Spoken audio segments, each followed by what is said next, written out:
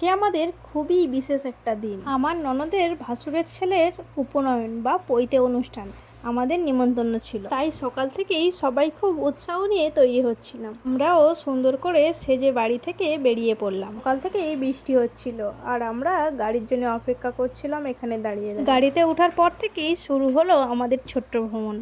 রাস্তার দুপারে সুন্দর দৃশ্য দেখতে দেখতে আমরা পৌঁছে গেলাম আয়ুষ ভিলায়। আয়ুষ ভিলাটা হচ্ছে কি ফতেপুরে চলন্তিকা স্কুলের পাশেই। সেখানে আমরা সবার প্রথমেই পৌঁছে গিয়েছিলাম।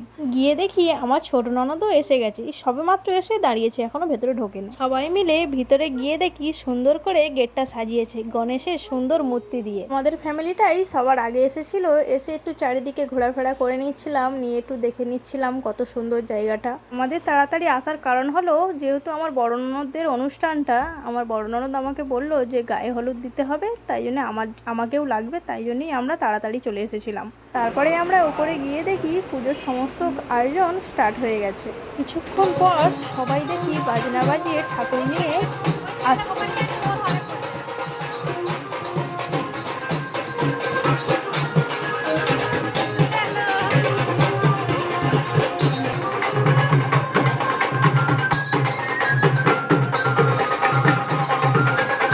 এই হলো আমার ছোটদি আর বড়দি, মানে আমার ছোট ননদ আর বড় ননদ। অনেকদিন পরেই এনাদের সঙ্গে দেখা হলো, তাই জন্য একটু ফটো তুলছিলাম। এরপর আমাকে গায়ে হলুদের অনুষ্ঠানে ডাকলো। আমাকে একটা সুন্দর হলুদ শাড়ি দেওয়া হয়েছিল, সেই শাড়ি পরে আমিও অনুষ্ঠানে অংশ হলাম। সবাই মিলে অনেক আনন্দ করলাম, নাচ গান করলাম আর গায়ে হলুদও দিলাম।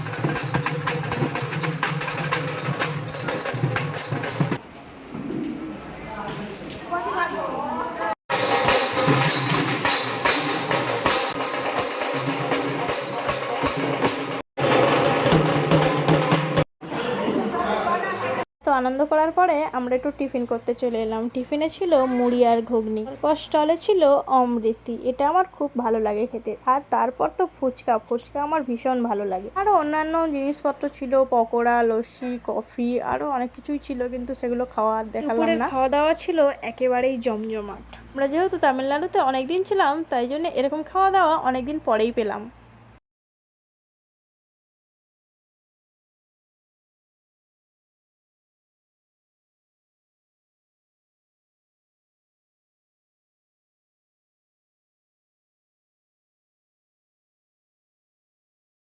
খাওয়া দাওয়ার পরে বাড়ি ফেরার জন্যে বেরোচ্ছিলাম। বেরোতে গিয়ে দেখলাম উপনয়নের যজ্ঞ শুরু হয়ে গেছে। দুই পাশে দুই মা বসেছিল, একজন ভিক্ষা মা আর একজন নিজের মা।